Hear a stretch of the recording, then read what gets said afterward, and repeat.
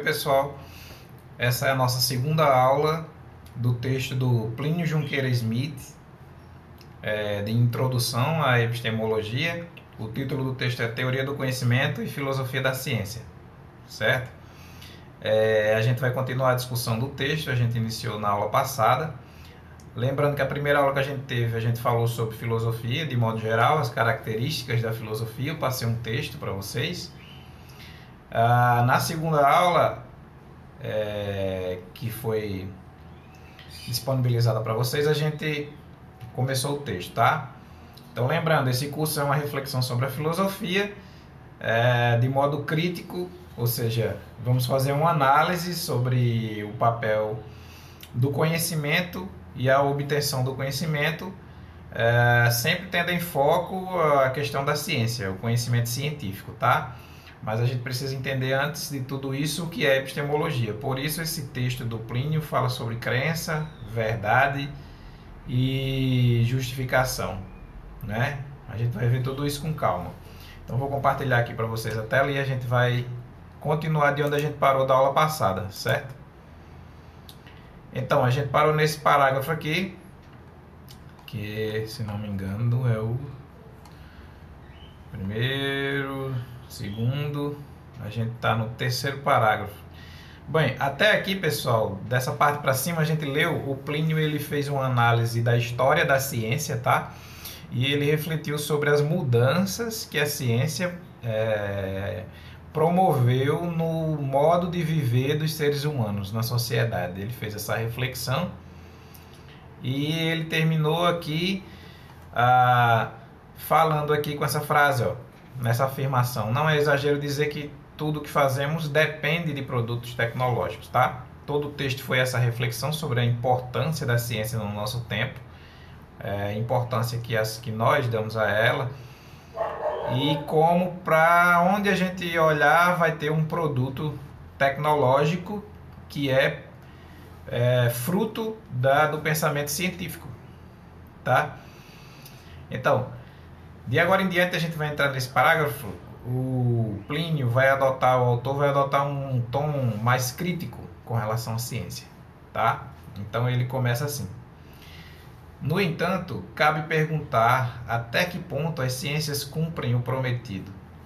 Uma coisa é dizer que nossas vidas foram radicalmente transformadas pela ciência e tecnologia, e outra muito diferente é dizer que por causa delas vivemos melhor. Alguns exemplos triviais, como a fabricação de bombas e armamentos militares, mostram que elas podem ser muito nocivas. A tecnologia produziu carros, ônibus e caminhões, os quais, embora tenham facilitado o transporte e diminuído as distâncias, produzem muita poluição no ar e causam muitas mortes em acidentes. Nem mesmo a medicina sempre trouxe benefícios. Há quem pense que o uso de antibióticos cause danos ao organismo, que deveria aprender a reagir sozinho em muitos casos, ou deveríamos recorrer a outro tipo de medicina, e que o abuso desses remédios tem causado um fortalecimento desnecessário e maior resistência das bactérias a tratamentos. O que alguns argumentam, então, é que o projeto de dominar a natureza acabou por produzir uma natureza ainda mais hostil ao homem, como se esta se vingasse do homem. Bom, então vamos lá. Olha aí. Lembram que nesse parágrafo passado, na aula passada, aula gravada passada, a gente falou sobre como os filósofos do século XVII, eles tinham pensado a ciência como aquela que ia redimir, como uma espécie de redenção do homem. A ciência seria aquela que iria promover todo o tipo de retirada dos obstáculos naturais, como a fome, a doença, e todos os malefícios que o homem tem dentro da sociedade. Com a ciência a gente iria resolver isso, tá? Isso foi pensado no século XVII por filósofos como René Descartes e outros, tá? No entanto, essa visão de ciência, extremamente, a gente poderia chamar de extremamente, como a gente pode dizer, é uma visão positiva da ciência, né? Que vê na ciência, digamos assim, elementos majoritariamente positivos, ou seja, elementos todos eles positivos. A ciência como algo bom e essencialmente bom que não poderia produzir mal para os seres humanos, tá? Gravem isso aí na memória de vocês, que essa visão é onde ele começa a criticar aqui, ó. Até que ponto a ciência cumpre o prometido, tá? Porque uma coisa é dizer que a vida mudou radicalmente, como ele mostrou lá no parágrafo no início. Mudamos nosso modo de viver, a tecnologia está em toda parte, a gente precisa, depende desses aparatos, desses objetos tecnológicos para viver. Nós precisamos disso, isso mudou, como ele falou lá. Vamos lembrar, nós passamos a viver mais, né?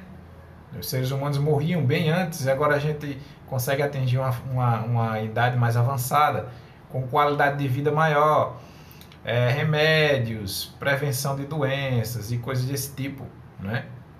Mas isso é bom? É somente bom? A ciência só tem um lado positivo? Então aí ele começa aqui, ó, a criticar, tá? Fabricação de bombas, armamentos militares, mostra que a ciência pode ser nociva, as fabricações da ciência, tá? Então essas bombas nucleares, né, e armamentos pesados e com cada vez mais capacidade de destruição em massa, que é fabricado com o intuito das guerras, né? Então, veja bem, carros, ônibus, caminhões. Então, tudo isso é muito bom, tudo isso é muito positivo. A gente pode se locomover com maior velocidade entre pontos distantes. No entanto, ele já joga o lado negativo. Eu posso falar o lado positivo. Poluição, essas mesmas invenções, caminhões, carros, né? Os ônibus que facilitam o transporte produzem muita poluição e causam muitas mortes em acidentes. Então, pessoal, se vocês fizerem uma pesquisa aí na internet, vocês vão ver que a causa de mortes por acidente de trânsito no Brasil, por exemplo, né, é um número realmente muito alto. Muito, muito alto. E aí vem a medicina, que não é só benefício. Ele está colocando aqui, ó. O uso de antibióticos, né? Aí ele vai dizer que há quem seja contra, que é como se nós estivéssemos fragilizando o nosso organismo através do uso de antibióticos, né? Não deveríamos recorrer a isso, somente a isso. E também tem aqueles que acham que a medicina tradicional não é tão eficiente. Poderia haver outros tipos de medicina, né?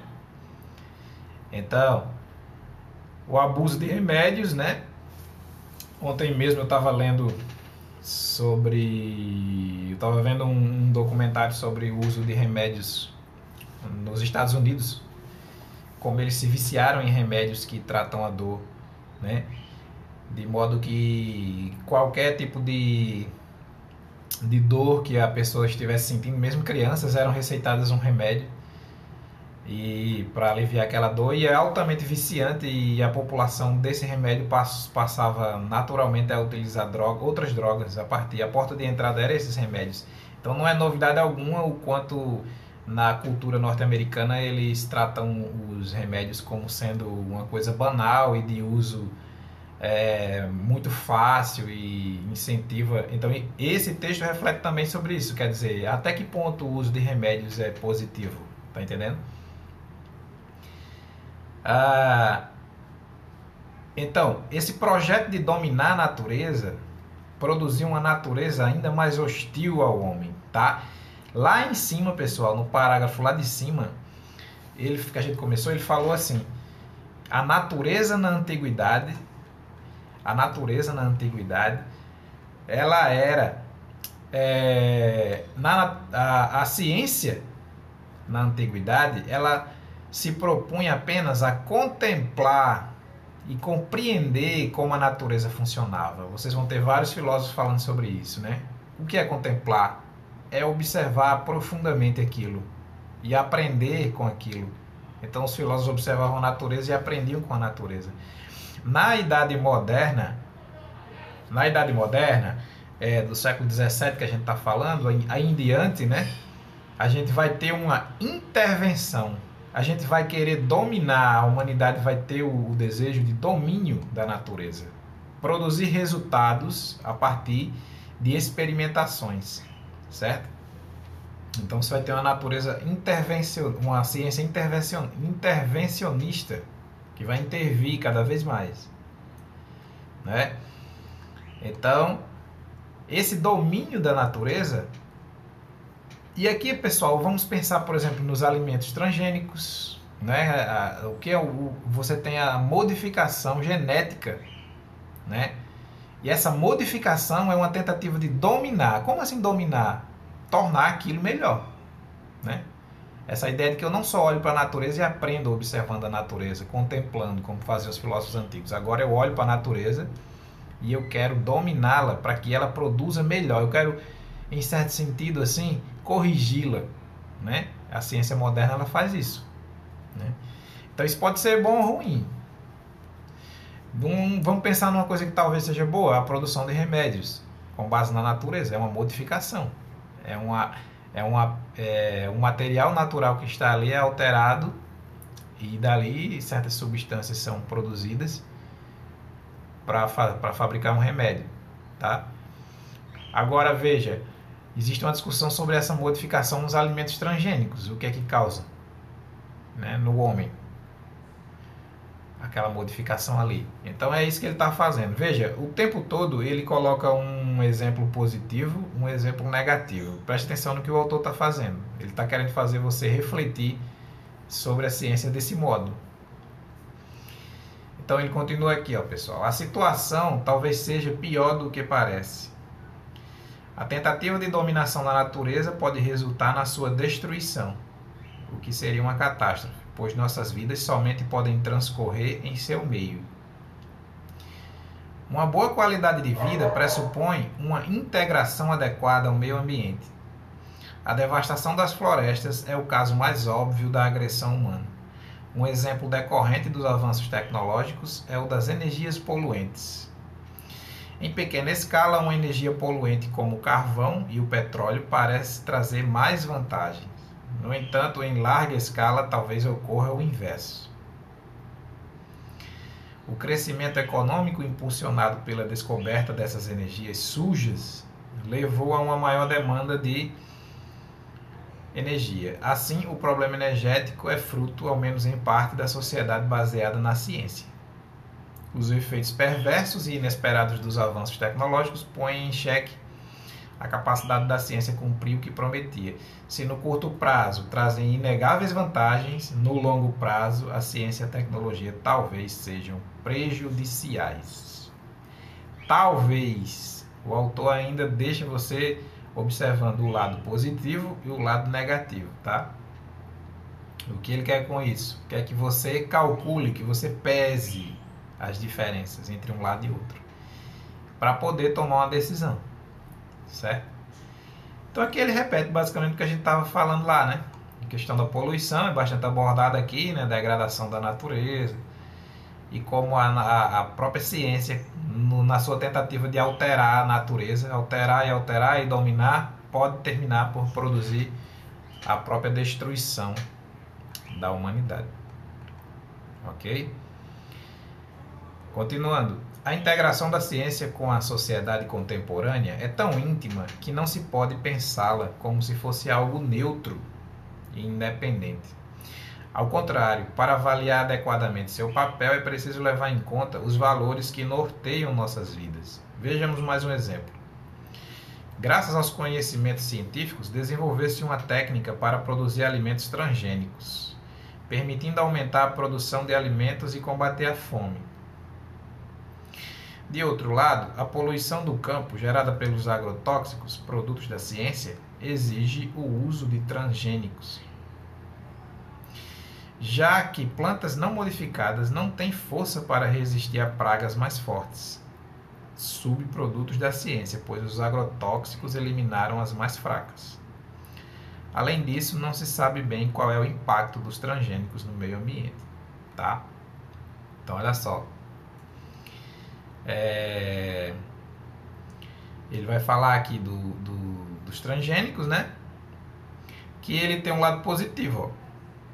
Aumento da produção de alimentos. Então, plantas mais resistentes a uma praga, por exemplo, de gafanhotos ou outros tipos de praga que afeta a agricultura. Eles dominam a natureza e produzem ali uma planta mais resistente. A questão é, essa planta resistente, né? Ela não foi dado tempo, digamos assim, ó, aqui, ó. Além disso, não se sabe bem qual é o impacto dos transgênicos no meio ambiente. Ou seja, a gente não sabe bem o que o consumo desses produtos alterados pela tecnologia humana. A gente não sabe bem se o consumo, qual é o resultado que vai dar. Quer dizer, as pesquisas que foram feitas com esses alimentos transgênicos, elas não têm um tempo razoável, ela não tem um tempo de observação razoável para que a gente possa realmente dizer que esses produtos causam esses danos à saúde ou não causam danos à saúde, né? É preciso tempo para isso e não se tem um tempo, por isso não se sabe o impacto desses transgênicos no meio ambiente, né? Então é o seguinte, o homem altera a natureza fica alterada pela mão humana, tecnológica, científica humana, e no final a gente tem malefícios que retornam ao homem, né? Então essa é a reflexão que ele está fazendo aí. Tipo, novamente ele está colocando nos dois lados para a gente pensar, tá? Então continuando aqui. O que significa uma vida geneticamente modificada, que não é capaz de se reproduzir? Qual o impacto para o pequeno agricultor que não pode mais reproduzir uma espécie e precisa comprar sementes geneticamente modificadas todos os anos? Deve um monopólio deter o controle de espécies modificadas? Essas são discussões bem contemporâneas, né, ligadas ao agronegócio, né? A ciência, então, é culpada e deveria ser abandonada? Essa conclusão parece precipitada, pois cabe à própria ciência dimensionar o impacto dos transgênicos no meio ambiente. E somente quem entende de genética poderá avaliar aspectos cruciais do problema, mas não cabe somente à ciência decidir o que fazer. Muitos interesses estão em jogo, não somente econômicos, mas também como desejamos organizar a nossa sociedade e que tipo de alimento queremos produzir e consumir. Então aqui ele faz novamente a discussão, né, desses impactos. Ele continua, né, falando sobre essas espécies que foram alteradas e agora não podem mais se reproduzir. E aí isso modifica toda a agricultura. Então o que essa modificação vai levar a quê? Ele está deixando a problematização no ar, né, para a gente pensar. Quais os impactos disso, né? E a ciência deve ser culpada por tudo isso? Então ela é totalmente ruim, ela é maléfica, deve ser abandonada? Aí ele coloca que isso parece ser algo precipitado. Ou seja, vamos com calma, né? Vamos entender primeiro o que ela é. O que ela é, como ela funciona, né? No caso da ciência. Eu vou ler mais um parágrafo.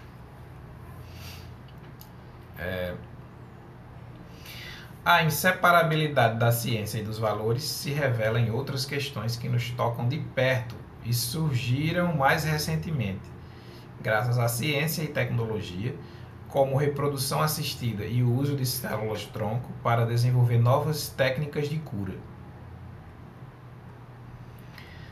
Algumas questões mais antigas, como aborto, eutanásia, ganham nova dimensão à luz das técnicas mais recentes. Por exemplo, em função do diagnóstico de doenças gravíssimas já no feto e de prognósticos mais seguros de certas enfermidades que nos acometem. Então, olha só. Surgiram recentemente algumas questões, né, relacionadas a essa reflexão sobre o papel da ciência. Então, é o seguinte, o uso de células-tronco, né, pode chegar a desenvolver novas técnicas de cura, mas esse uso das células-tronco é eticamente aceitável? Nós devemos aceitar, né? E aqui ele diz, ó, aí vem o aborto e a eutanásia. Em que sentido ele coloca aqui aborto e eutanásia? Aqui, ó. Técnicas mais recentes mostram o quê? Imagine ainda no feto a criança pode ser analisada e, através de métodos avançados, ser observado uma doença raríssima que vai acometer o cérebro da criança, o corpo, e ele vai crescer e terá uma vida extremamente dolorosa, uma doença realmente terrível. Ele vai crescer e vai sofrer muito, muito, muito. Então a questão aqui que ele coloca é: o que a gente faz quando a gente descobre isso em um bebezinho que ainda vai nascer? Bebezinho não é nem um bebê ainda no caso, né? É um feto na barriga da mãe. O que se faz? Doenças gravíssimas, né? Aí vem a questão do aborto, né? Para uma mãe que sabe que seu filho vai nascer e vai viver só 6 meses, por exemplo, ou vai nascer e vai crescer e vai sofrer muito, numa vida realmente miserável, né? Aí surgem novas reflexões sobre essa mãe pode ou não abortar, né? Então veja, a ciência produz informações novas que fazem a gente pensar coisas antigas, como o aborto, que é algo antigo que se discute, né? Agora a gente já começa a discutir outra paisagem, outra dimensão, que é com base nessas informações de técnicas avançadas, né? E então é isso aí, pessoal. Até aqui o autor vem fazendo essa reflexão. Percebam, pessoal, que o que o autor está fazendo é o seguinte: ele está fazendo você refletir, colocando o lado positivo e o lado negativo para você pensar a ciência, tá? Então, em um dado momento ele diz: então a ciência ela é totalmente ruim, né? Ela é culpada, a palavra que ele usa. Aí a questão, ele diz: talvez isso seja precipitado, ou seja, ele ainda deixa a questão em aberto para a gente pensar, tá? Então, a gente vai ficar por aqui, certo? E aí depois eu coloco a discussão. Vão acompanhando no texto para vocês terem acompanharem a aula, né? E tirarem suas dúvidas quando a gente se encontrar, tá? Para que quando chegar a atividade avaliativa, vocês não tenham dificuldade para fazer ela, tá bom? Então até mais, pessoal.